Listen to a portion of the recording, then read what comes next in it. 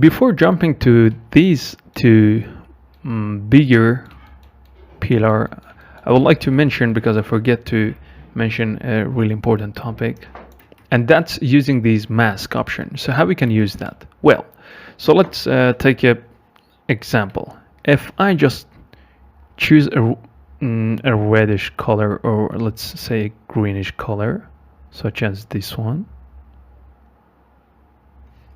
and so all of these slats is merged.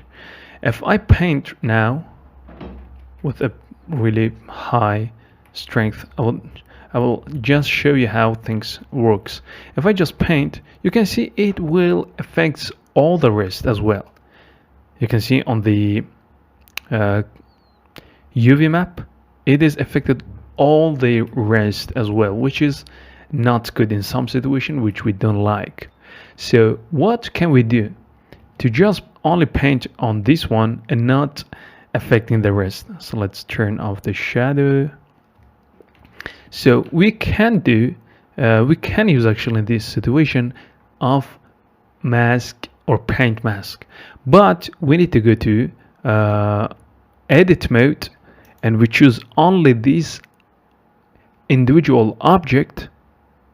Then we can enter tab again, and we need to enable these mask option because we selected only this one, and the rest is actually disabled.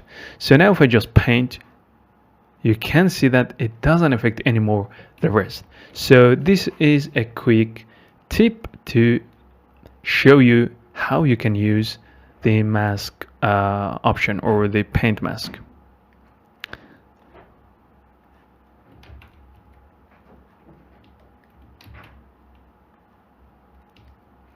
Now if I just turn it on again, we can actually paint over all of these.